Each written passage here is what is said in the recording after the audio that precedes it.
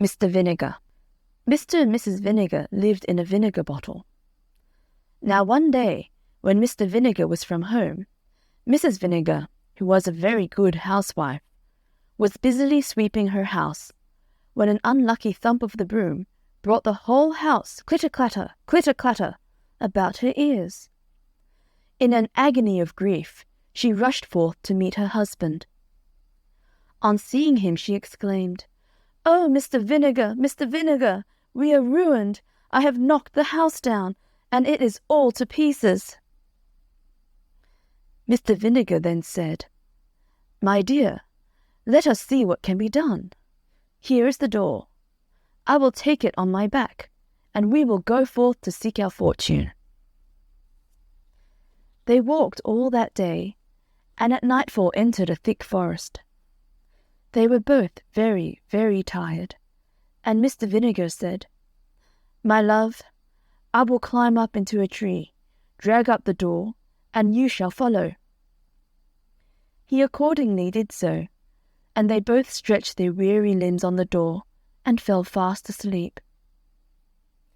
In the middle of the night, Mr. Vinegar was disturbed by the sound of voices underneath, and to his horror and dismay, found that it was a band of thieves met to divide their booty.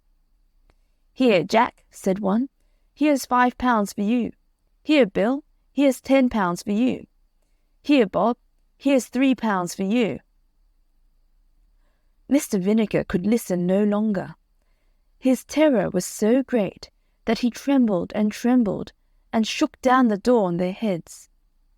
Away scampered the thieves, but Mr. Vinegar dared not quit his retreat till broad daylight. He then scrambled out of the tree and went to lift up the door. What did he see but a number of golden guineas? "Come down, Mrs. Vinegar," he cried. "Come down, I say. Our fortune's made! Our fortune's made! Come down, I say." Mrs. Vinegar got down as fast as she could, and when she saw the money, she jumped for joy. "Now, my dear," said she, "I'll tell you what you shall do. There is a fair at the neighbouring town. You shall take these 40 guineas and buy a cow. I can make butter and cheese, which you shall sell at market, and we shall then be able to live very comfortably." Mr. Vinegar joyfully agrees, takes the money, and off he goes to the fair.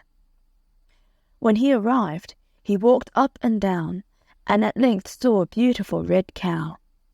It was an excellent milker, and perfect in every way. "Oh," thought Mr. Vinegar, "if I had but that cow, I should be the happiest man alive."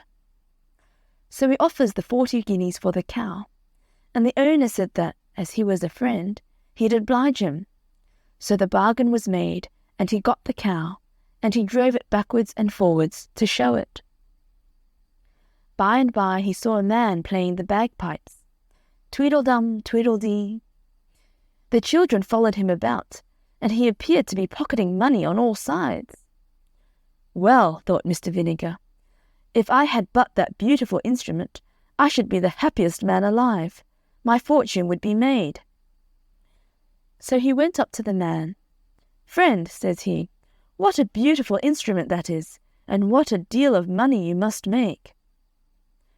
"Why, yes," said the man, "I make a great deal of money, to be sure, and it is a wonderful instrument." "Oh," cried Mr. Vinegar, "how I should like to possess it." "Well," said the man, "as you are a friend, I don't much mind parting with it. You shall have it for that red cow." "Done," said the delighted Mr. Vinegar. So the beautiful red cow was given for the bagpipes. He walked up and down with his purchase, but it was in vain he tried to play a tune, and instead of pocketing pence, the boys followed him hooting, laughing, and pelting. Poor Mr. Vinegar! His fingers grew very cold, and just as he was leaving the town, he met a man with a fine thick pair of gloves. "Oh, my fingers are so very cold," said Mr. Vinegar to himself.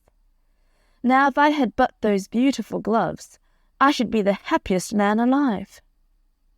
He went up to the man and said to him, "Friend, you seem to have a capital pair of gloves there."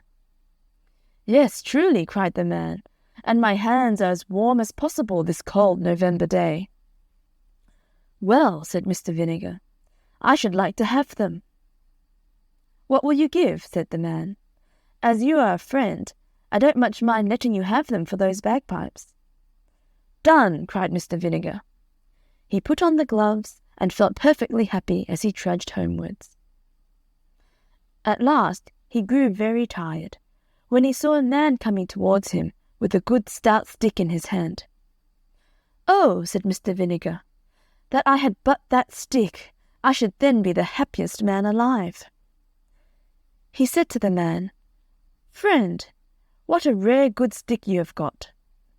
"Yes," said the man, "I have used it for many a long mile, and a good friend it has been.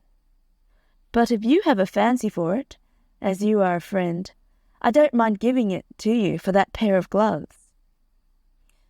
Mr. Vinegar's hands were so warm, and his legs so tired, that he gladly made the exchange. As he drew near to the wood where he had left his wife, he heard a parrot on a tree calling out his name. "Mr. Vinegar, you foolish man, you blockhead, you simpleton, you went to the fair and laid out all your money in buying a cow. Not content with that, you changed it for bagpipes on which you could not play, and which were not worth 1/10 of the money. You fool, you had no sooner got the bagpipes than you changed them for the gloves, which were not worth 1/4 of the money. And when you had got the gloves, you changed them for a poor miserable stick. And now for your 40 guineas, cow, bagpipes, and gloves, you have nothing to show but that poor miserable stick, which you might have cut in any hedge." On this the bird laughed and laughed, and Mr. Vinegar, falling into a violent rage, threw the stick at its head. The stick lodged in the tree, and he returned to his wife without money, cow, bagpipes, gloves, or stick, and she instantly gave him such a sound cudgelling that she almost broke every bone in his skin.